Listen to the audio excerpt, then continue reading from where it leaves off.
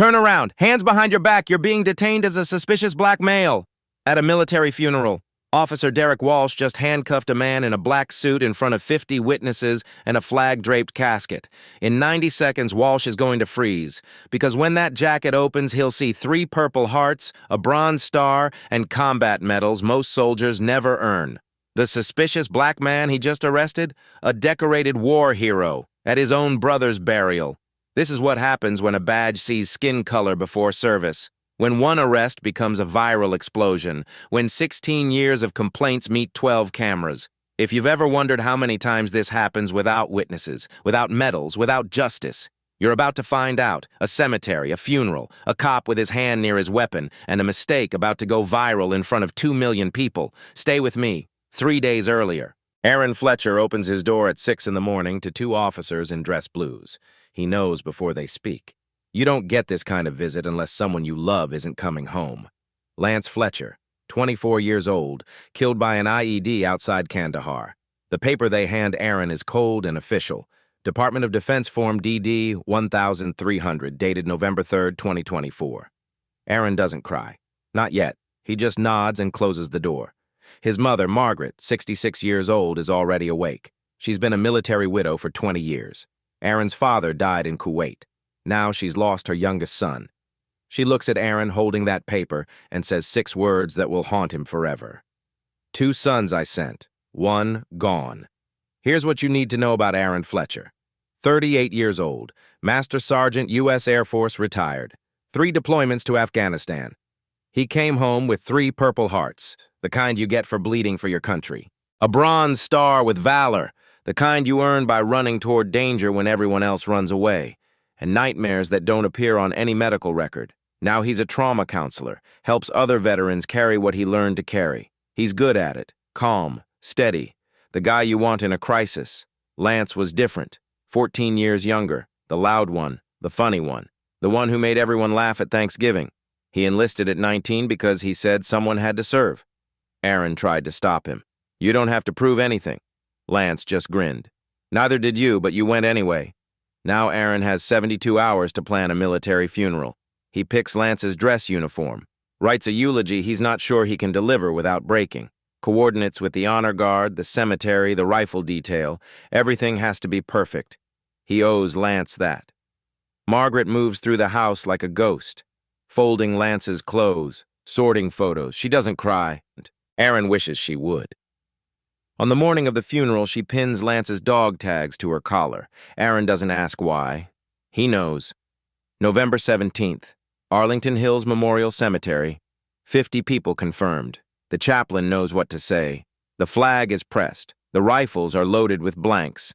The weather forecast says 52 degrees and clear. Everything is ready. Lance used to say Aaron worried too much. Used to say that here at home they were safer than they'd ever been in Kandahar or Helmand Province. Used to say the real war was over there, not here. Aaron wants to believe that. Needs to believe that.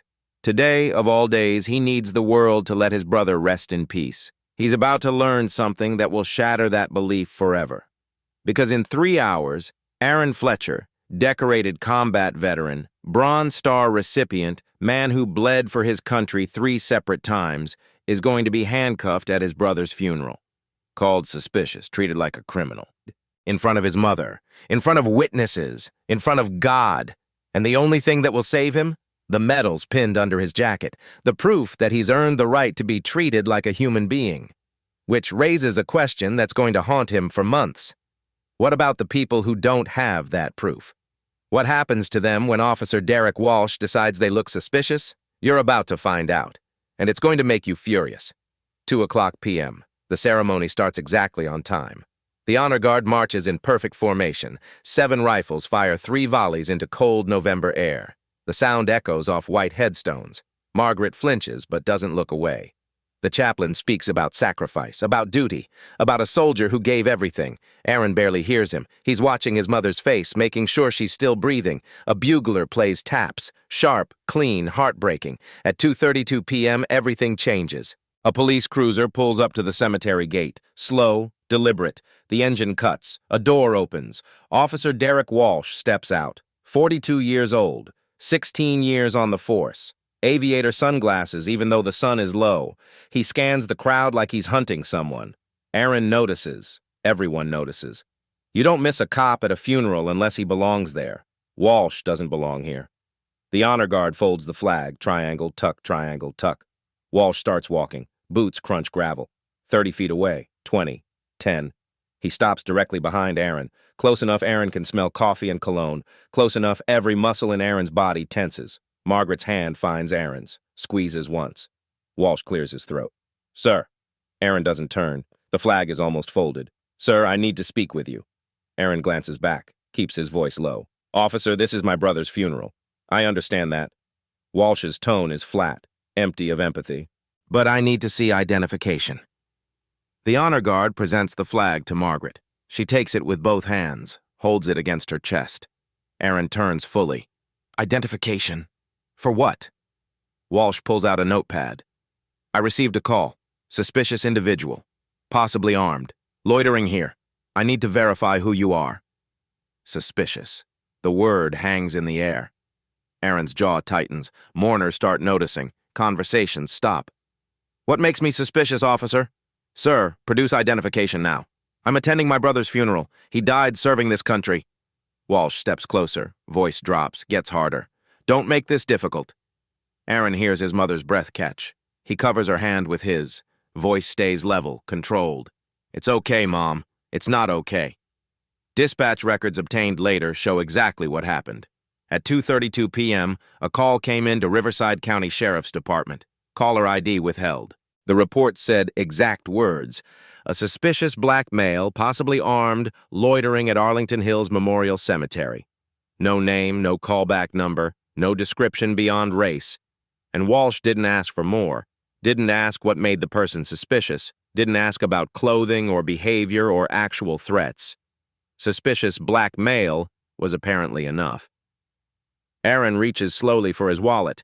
Walsh's hand moves immediately to his holster. Slowly. I'm getting my wallet. You asked for ID. Aaron hands over his California driver's license. Walsh examines it, glances at Aaron, looks back at the license. His expression doesn't change. Then he says the words that will be replayed 2 million times in 48 hours. Turn around, hands behind your back. You're being detained as a suspicious black male. The mourners freeze. 50 people go completely still. Someone gasps. Phones come out. 3, 5, 8, 12 cameras now recording. Aaron doesn't move. Excuse me? You're being detained for investigation. Turn around. Investigation of what? I gave you my ID. I'm at my brother's funeral. If you don't comply, I will arrest you for obstruction. Margaret stands. The flag nearly slips from her hands. Her voice breaks. Please, officer, please, not today, not here. Walsh doesn't look at her. Eyes stay locked on Aaron. Ma'am, step back. Aaron looks at his mother, at the flag in her trembling hands, at the casket with his brother's name on it. He thinks about resisting, about demanding a supervisor, about the 20 veterans here who would step forward, about his rights, about justice. But Aaron Fletcher has been paying attention for 38 years. He's seen the videos, read the reports, attended the funerals. He knows how this ends when a black man doesn't comply immediately, on body cameras, in news articles, in graves. So Aaron Fletcher, Master Sergeant, United States Air Force, 3 Purple Hearts, Bronze Star with Valor, a man who bled for this country 3 times, makes a choice. He turns around, puts his hands behind his back. The click of handcuffs closing is the loudest sound in the cemetery, louder than the rifles, louder than taps, louder than anything, and Walsh has no idea what he just did, no idea what's pinned under that black jacket, no idea that in 90 seconds his entire career is going to implode, because when Aaron's jacket shifts, Walsh is going to see something that will freeze him in his tracks. The steel bites into Aaron's wrists, cold, tight, too tight. His fingers start tingling. You're hurting me, Aaron says quietly. Walsh doesn't respond, doesn't loosen the cuffs, just grips Aaron's upper arm and starts walking him toward the patrol car parked 30 yards away on the cemetery access road. 50 people watch in frozen silence. Nobody moves. What do you do when the people sworn to protect you become the threat? Margaret drops the flag. Navy blue hits grass. She lunges forward, reaching for her son. Not my boy, not today, please God, not today. A woman in a black dress catches Margaret before she collapses to her knees. Margaret sobs, the kind of crying that sounds like drowning. Walsh blocks her path with his free hand. "Ma'am, step back right now, or I'll detain you for interfering with police business." Aaron stops walking. "Don't you dare talk to my mother like that. Keep moving." "What am I charged with?" "You'll find out when we get to the station. Phones are everywhere now. 8 cameras, 12, 15, different angles, all recording the same moment. A decorated veteran being arrested at his brother's military funeral." Lieutenant Colonel Davis steps forward, retired, 58 years old, chest covered in ribbons on his dress uniform. "Officer, what is this man charged with?" Walsh doesn't look at him, keeps his eyes on Aaron. "Step back, sir. I asked you a question." "I told you to step back." Davis doesn't move an inch. Voice hardens. "Under what authority are you detaining this man during a military funeral ceremony?" "I don't care what rank you held. Step back." The crowd murmurs, angry, rolling like distant thunder. "This is wrong. He's a veteran. Record this. 12 cameras now. 12 witnesses documenting everything." Walsh's radio crackles with dispatch asking for status. He ignores it.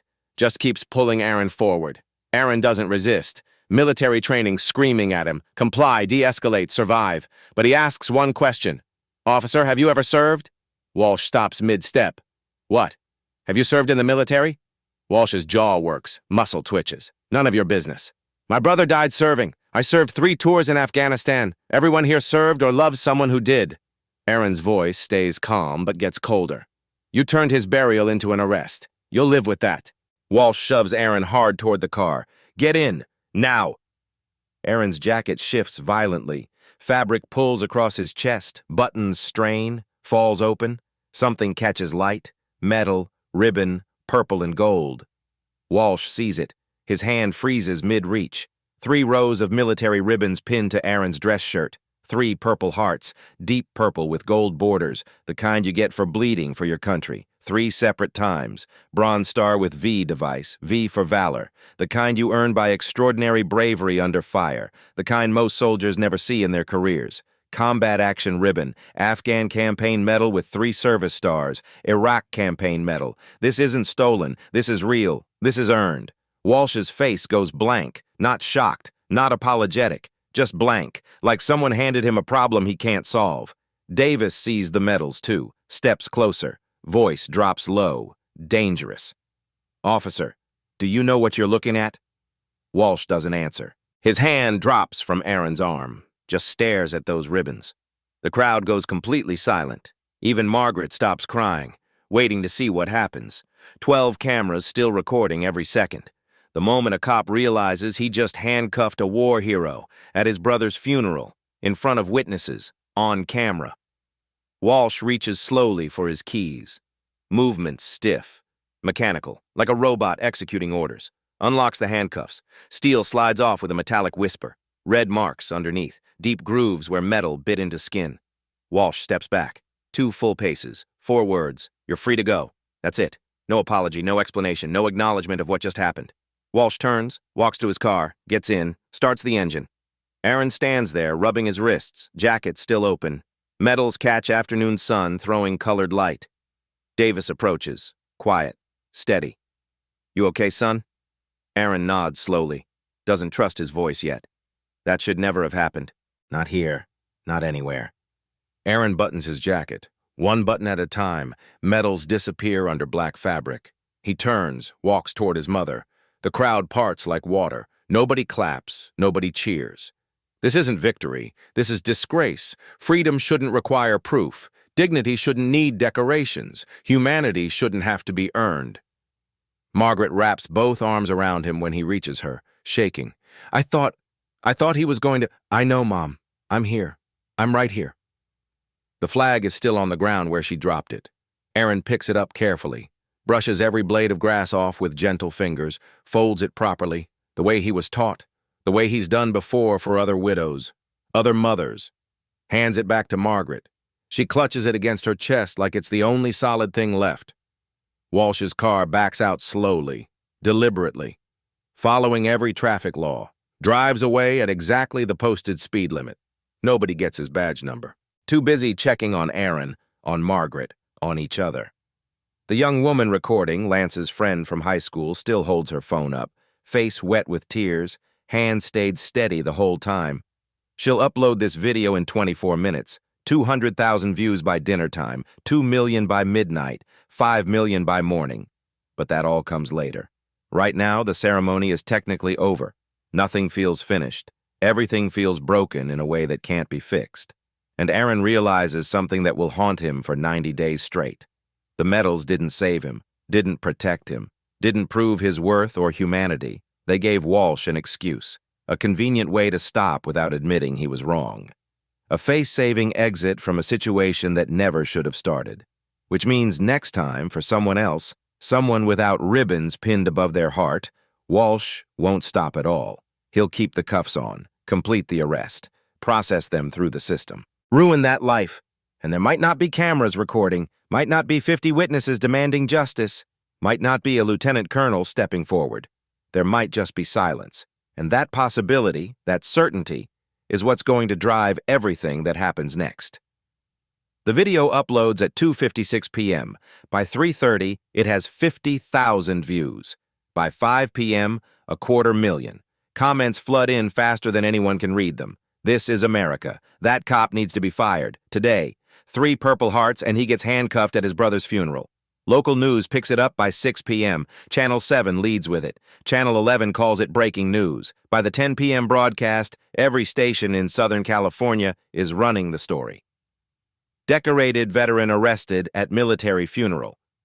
Aaron doesn't watch the news. He's at home with Margaret, sitting in the same living room where notification officers came 3 days ago. Margaret has fallen asleep in her chair, the flag still on her lap. Aaron watches her breathe. His phone buzzes, doesn't stop. Text messages, voicemails, emails, reporters requesting interviews, veterans offering support, strangers sending rage. He ignores most of them, but one email stops him. Subject: I saw what happened today. Sender: Diane Carter, independent investigative journalist. Aaron opens it. Mr. Fletcher, I'm sorry for what happened, but I need you to know this wasn't the first time. Officer Derek Walsh has been complained against 11 times in 16 years. Not one resulted in discipline. Not one. If you're interested in talking, I'm interested in listening. And if you're interested in making sure this doesn't happen to someone else's family, I'm interested in helping. Diane Aaron reads it twice, then 3 times. He's tired. So tired. He wants to grieve his brother without turning it into a crusade. He wants to take care of his mother. He wants to go back to counseling veterans. But he keeps seeing it. The moment Walsh saw the medals, the way his face changed. Not apologetic, just calculating. Like a man caught doing something he never expected to answer for. And Aaron thinks about the 11 other people. People who didn't have medals. People who didn't have witnesses. People whose word meant nothing. He picks up his phone, types 3 words. Let's talk, tomorrow. The response comes in 10 seconds. Thank you. I'll call you at 9 a.m. Aaron deletes the rest without reading them. He walks to the window. Outside, the street is quiet. No police cars, no sirens. Just a normal November night. But nothing feels normal anymore.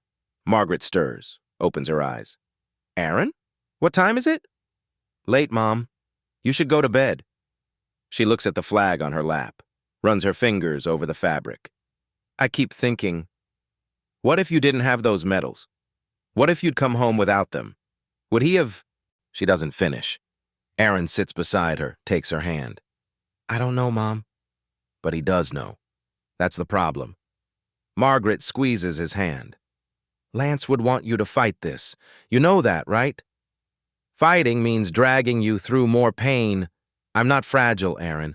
I'm a military widow and now a Gold Star mother. I've survived worse than stress. Her voice is firm, strong. What I can't survive is knowing that officer is still out there doing this to other families and we did nothing. Aaron looks at his mother, really looks at her, sees the strength that raised 2 soldiers. Okay, he says. Okay, we fight. Margaret nods. She stands, still holding the flag, and walks to Lance's room. Places the flag on Lance's bed, perfectly centered, touches it once, whispers something Aaron can't hear, turns off the light. Aaron sits alone in the dark living room. The house is silent except for the refrigerator hum and the wall clock tick. He pulls out his phone one more time, opens the video that now has 2 million views, watches himself get handcuffed at his brother's funeral, watches the moment his jacket falls open, watches Walsh's face go blank, and Aaron Fletcher makes a promise to Lance, to Margaret, to the 11 people before him, to everyone who will come after. This ends here. Diane Carter calls at 9 a.m. exactly. Aaron is already awake, hasn't slept. Mr. Fletcher, thank you. Aaron, how are you holding up? He could lie. I'm angry. Tired of being angry. Good. Anger is useful if you know where to aim it. They meet at a coffee shop downtown. Small, quiet. Diane arrives with a laptop and manila folder thick with papers. 42, gray at temples, eyes that have seen everything. No pleasantries. I've tracked Officer Walsh 2 years. A friend of mine, black man, veteran, 3 kids, got pulled over for failing to signal. Walsh broke his taillight during the stop. Wrote him up for equipment violation. My friend filed a complaint. Nothing happened. She slides the folder across. Walsh's personnel file, Freedom of Information Act request. 8 months and a lawyer, but I got it. Aaron opens it. Employee ID W4429. Hire date June 15th, 2008. 11 complaints. He reads slowly. Each one a person who thought the system would protect them. Complaint #1, March 2012, excessive force. Black male, 28, dismissed, lack of evidence. Complaint #2, August 2013, racial profiling. Latino male, 32, dismissed, reasonable suspicion. Complaint #3, January 2016. Unlawful detention. Black male, 36, Marine veteran, Virginia hospital, dismissed, insufficient documentation. 11 complaints, 11 dismissals. Not one sustained. How is this possible? Internal affairs. I pulled 3 IA reports with detail. All concluded the same. Lack of evidence. Exactly. She pulls another document. Case IA 2019-0828. Walsh stopped a man outside VA hospital. No violation, no warrant. Searched his car without consent, found nothing. The man filed a complaint. 2 witnesses backed him. Both veterans, IA conclusion. Officer Walsh followed department protocol. Insufficient evidence for disciplinary action. Aaron feels cold. Suspicious based on what? Report doesn't say. That's the pattern. Same language every time. Reasonable suspicion, followed protocol, insufficient evidence, like copy-paste. More papers, charts, data. I analyzed Walsh's stops over 5 years. Public dispatch logs, traffic citations, 73% involve black or Latino males. His patrol zones, 34% black or Latino. He's stopping minorities at twice the rate. Worse, 41% happen at military-adjacent locations. VA Hospital, National Guard Armory, Arlington Hills Cemetery, Veterans Memorial Park. He's targeting us. Black and Latino veterans specifically. And the department knows. They run these reports quarterly. Why hasn't anyone stopped him? I dug into training records. She pulls another document. Department requires annual de-escalation training. Walsh skipped 4 of 5 years. Implicit bias training, 2 of 8 mandatory sessions since 2017. How does he skip mandatory training? His supervisor signs off every time, says operational needs or will complete later. Never does. Nobody follows up. I talked to 3 instructors off record. When Walsh shows up, he's disruptive. Questions de-escalation necessity. Jokes about sensitivity training for snowflakes. None documented officially. Aaron closes the folder, hands shaking. Not fear, rage. What do? Build a public case, show the pattern, show systemic failures, 16 years of buried complaints, make it impossible to ignore. Then what? Force them to choose. Reform or lawsuit, transparency or scandal. Aaron thinks about 11 people failed by the system. I'm in. What do you need? Your story, on record, and permission to use body cam footage when it comes out. Body cam? Walsh wore one. Department policy. I filed FOIA 2 days ago. Aaron's phone buzzes. Email notification. Subject, FOIA request status, body-worn camera footage. He opens it. Your request for body-worn camera footage from incident #2024-1089, November 17, 2024, is being processed. However, due to ongoing internal review, release may be delayed pending administrative investigation. Estimated timeline, 60-90 days. Aaron shows Diane. She smiles, predators smile. They're stalling. Footage shows exactly what we think.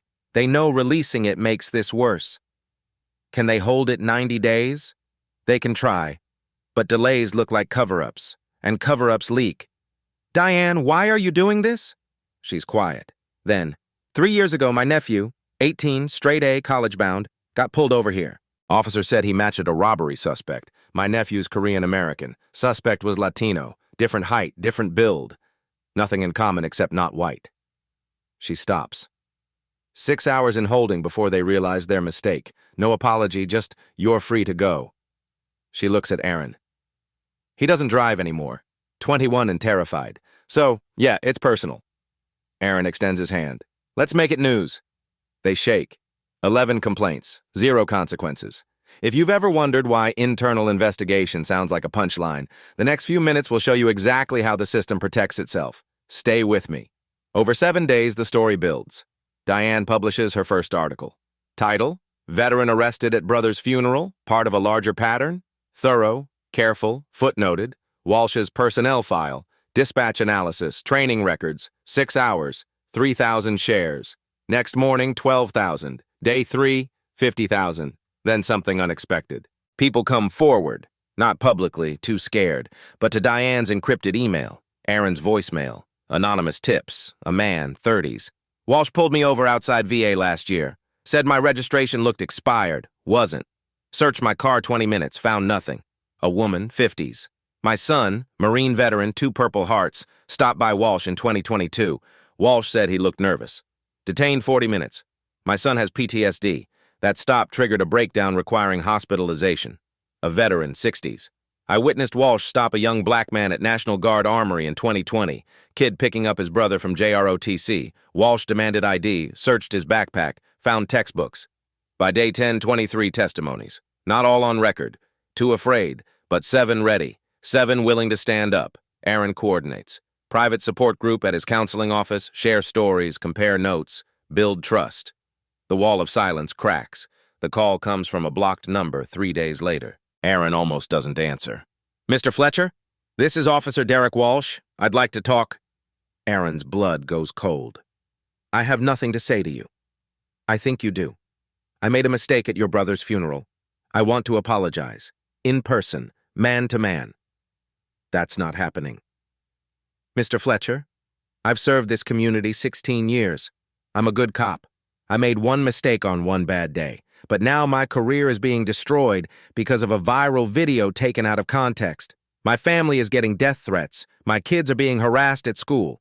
You handcuffed me at my brother's funeral, and I let you go immediately. When I saw your service record, I made an error in judgment, but I corrected it.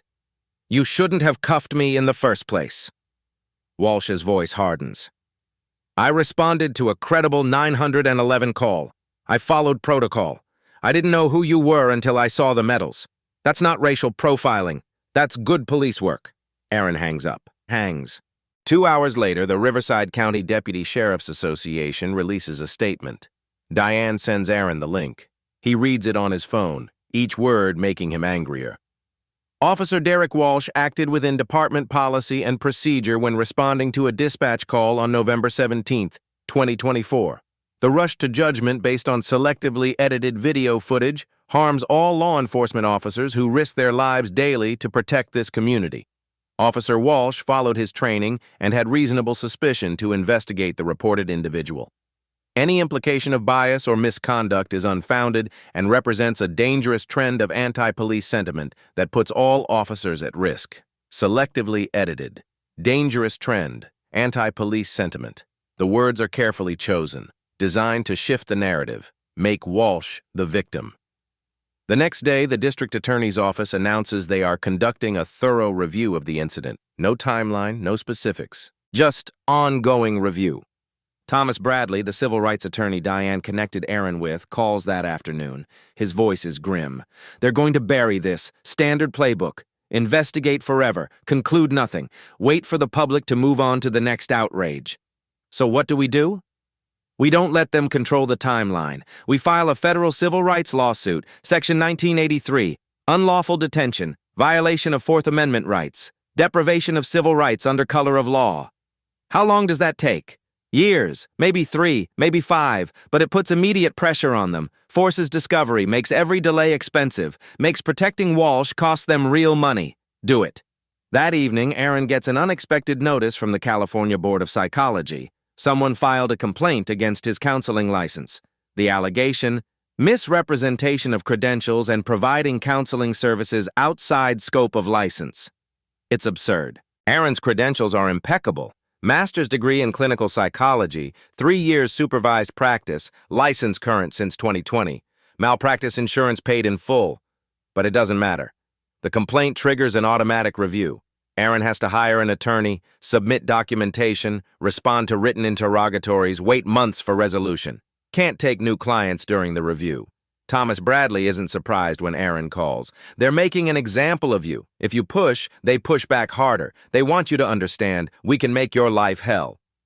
The next hit comes 3 days later. IRS audit notice. Completely random, the letter says. Routine compliance check. Aaron knows it's not random. The timing is too perfect. Margaret's health takes a downturn that same week. Chest pains, shortness of breath. Aaron takes her to the ER at 2 a.m. The doctors run tests, EKG, chest x-ray, blood work. Everything comes back normal.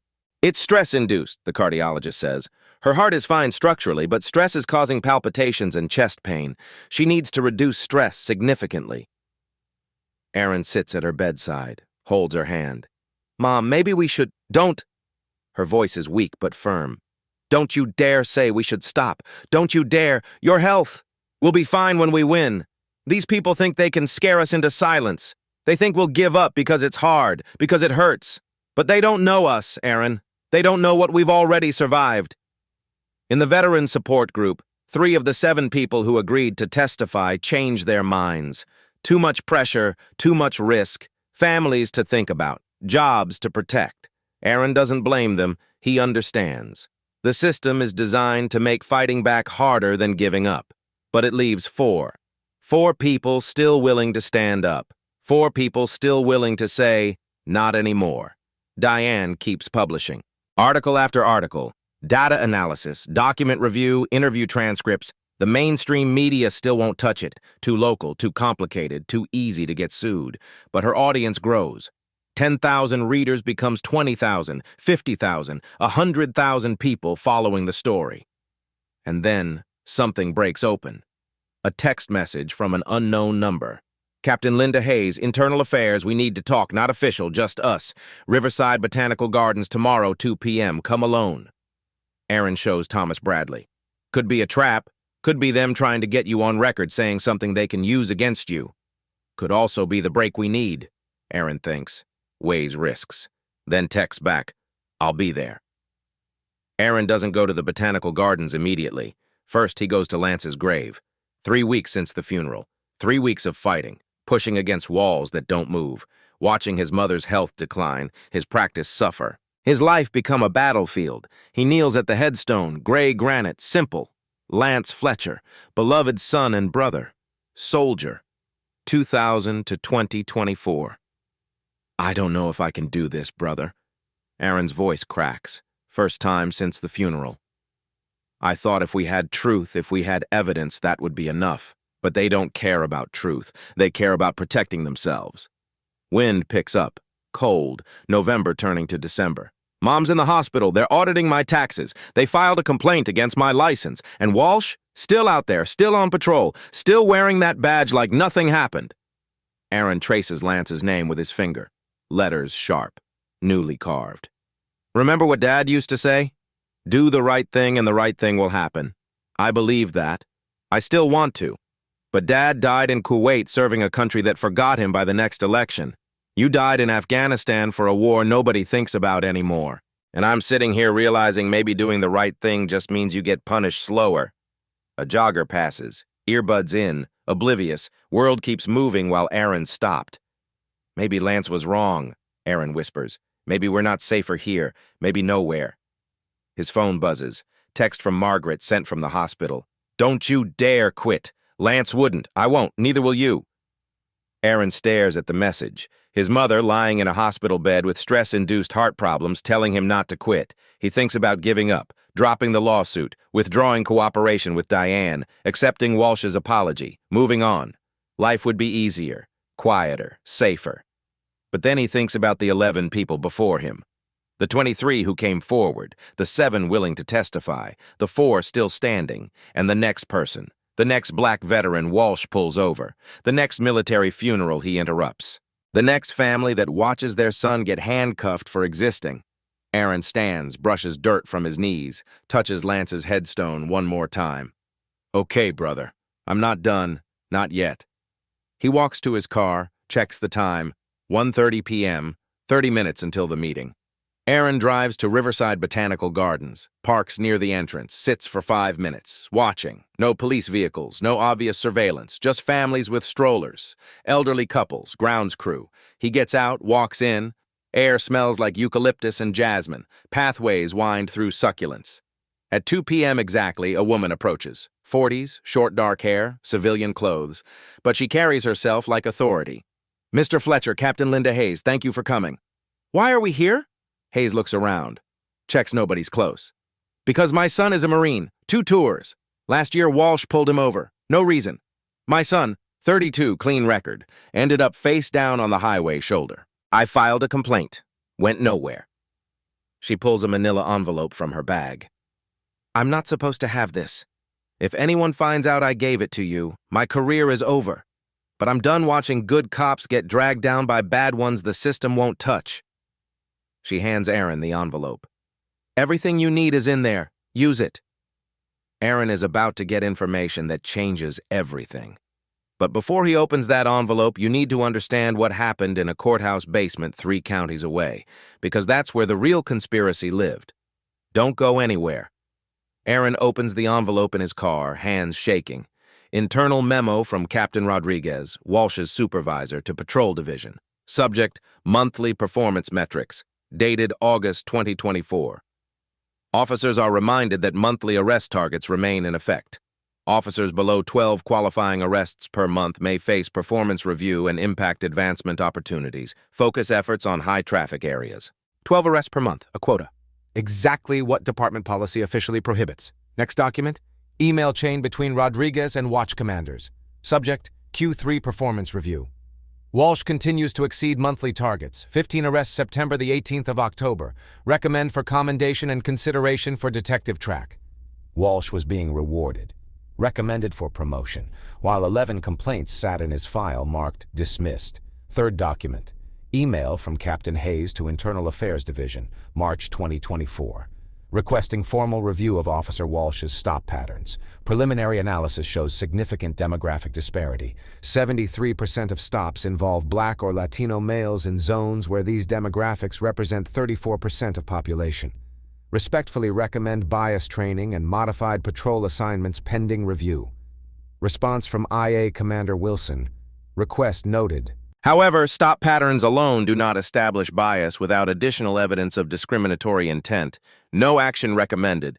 Hayes had tried, through channels, and been shut down.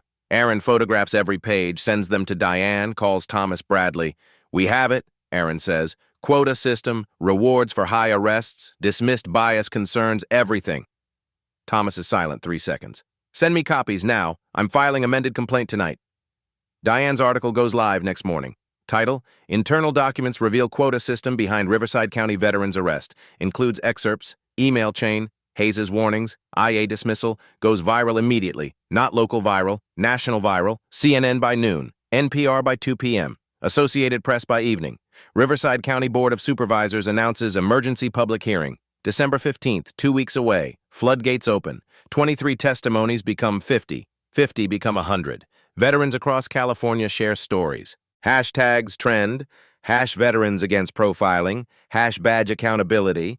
A GoFundMe appears, Aaron doesn't start it, for legal fees. $50,000 in 18 hours, $100,000 in 3 days, messages from every state. My brother served 3 tours, pulled over 6 times in 2 years. This stops here. I'm a cop, and I'm ashamed of what your department did. Gold Star Father, this is not the country my son died for. 200 veterans organize a demonstration outside Riverside County Sheriff Headquarters. Silent, in formation, holding photos of themselves in uniform alongside driver's licenses. Silent protest is powerful. Media covers extensively. Walsh is placed on administrative leave, with pay, pending investigation. His attorney releases a statement denying everything. Nobody's listening anymore. Thomas Bradley gets an email at 11 p.m. on December 10th. Subject, You'll want to see this. Sender anonymous. Attached, 52 pages. Email chain between Riverside County District Attorney's Office and Deputy Sheriff's Association. Thomas opens it. From Deputy DA Warren Mitchell. To Association President, date, November 20th, 2024. Regarding the Fletcher matter, we need resolution strategy. My boss is up for re-election next year. Your association's endorsement carried weight in previous cycle. I'm confident we can reach mutually beneficial resolution if association continues support. Recommend classifying as training issue. Walsh attends course, returns to duty 60 days. Fletcher family accepts settlement, signs NDA. Everyone moves forward. Response from Association President. We can work with that, but we need assurances. No prosecution, no public discipline beyond training, and we need Fletcher to go away, permanently. If he keeps making noise, we need DA's office to find something. Tax fraud, licensing violations, something that makes him think twice. Mitchell's reply, understood. I've already set certain administrative reviews in motion. CPA looking at his practice, Board of Psychology reviewing anonymous complaint, sufficient pressure to encourage cooperation. Thomas reads twice, then calls Aaron at midnight. We have them, completely. Conspiracy to obstruct justice, witness intimidation, abuse of prosecutorial authority. This isn't just Walsh anymore. This is the entire system. Thomas files motions immediately. Federal charges, independent prosecutor, notification to California Attorney General. But there's more. Diane doesn't sleep, takes the email chain, follows the money. County budget documents buried in hundreds of pages. She finds it on page 253. Riverside County Sheriff's Department receives $8.2 million annually in federal justice assistance grants. Performance-based. Metrics include arrest rates. Higher numbers equal bigger grants. Bigger grants equal bigger budgets. Walsh wasn't just meeting quotas, he was generating revenue. Each arrest a data point justifying next year's funding. One more document. Payment to Riverside Safety Consulting, LLC. Contract for $240,000. Services, training and professional development. Diane traces the LLC. Registered owner, Kenneth Williams. Brother-in-law of association president. Kickback scheme. Federal grant money laundered through fake consulting company. Diane publishes everything December 12th. Headline, Follow the Money, How a Quota System Became a Revenue Stream. Board of Supervisors moves hearing up. December 13th. Emergency session. County Council files notices. Attorney General opens investigation. FBI Public Corruption Unit sends agents. Walsh's attorney stops returning calls. Association distances itself. DA's office announces Mitchell placed on leave. Everything falling apart for them. Coming together for Aaron. But fight isn't over. Hearing is tomorrow. Aaron has to stand before Board of Supervisors. Tell his story one more time, under oath. On record, whole county watching. December 13th, 2024. Board of Supervisors Chambers, 9 a.m. 400 people try to fit into a room for 150. Overflow crowds fill hallways, media everywhere, cameras, reporters, live streams. Aaron sits front row, Margaret beside him, stronger now, flag on her lap, Thomas Bradley on his other side, Diane in back, laptop open, writing, board calls meeting to order. Agenda item 7C, review of law enforcement practices and accountability measures. Supervisor Elena Harris presides. We will hear public testimony for 90 minutes. First speaker, Aaron Fletcher. Aaron walks to the microphone. Room goes silent. No notes. Doesn't need them. My name is Aaron Fletcher, Master Sergeant, U.S. Air Force, retired, 3 deployments, 3 Purple Hearts, Bronze Star with Valor. I say that not to brag, but for context, because on November 17th, I buried my brother, also a soldier, and was arrested at his funeral for standing while black. Pause. Lets it land. Officer Derek Walsh handcuffed me in front of my mother, in front of 50 witnesses, in front of my brother's casket. He only released me when he saw my medals, not because I was innocent, not because he was wrong, but because my decorations made me harder to dismiss. This board needs to ask, what happens to the man without medals? The veteran who came home without ribbons? The citizen who never served but deserves dignity anyway? What happens when Officer Walsh decides they look suspicious? 11 people filed complaints before me. Everyone dismissed. Internal Affairs knew. Supervisors knew. The department knew. But nobody acted because Walsh hit his quota. 12 arrests a month. Good for metrics. Good for federal funding. Bad for justice. Aaron looks directly at board. My brother died believing America was worth dying for. I need you to prove he wasn't wrong. He sits. Room erupts in applause. Chair gavels for order. Next, Lieutenant Colonel Davis. Then 3 other veterans, each testifying about stops, about pattern. Then Captain Linda Hayes. On record now. I submitted concerns about Walsh in March. I was told stop patterns alone don't prove bias. I was told to drop it. I dropped it. And I've regretted it every day since November 17th. Then the defense. Walsh's attorney reads a statement. Walsh doesn't appear. Officer Walsh denies all allegations. He performed duties according to training and policy. He is the victim of rush to judgment fueled by anti-law enforcement sentiment. Supervisor Harris responds coldly. If the failures are systemic, then we fix the system. Starting now. Board votes, 4-1. Independent investigation by Attorney General. Immediate suspension of quota-based metrics. Mandatory body cameras. Community Oversight Board. Officer Walsh suspended without pay pending investigation. Crowd erupts. This time, chair doesn't gavel. She lets it happen. Margaret squeezes Aaron's hand. She's crying, but smiling. Lance would be proud, she whispers. Aaron nods. Can't speak. Outside, reporters swarm. Aaron gives one statement.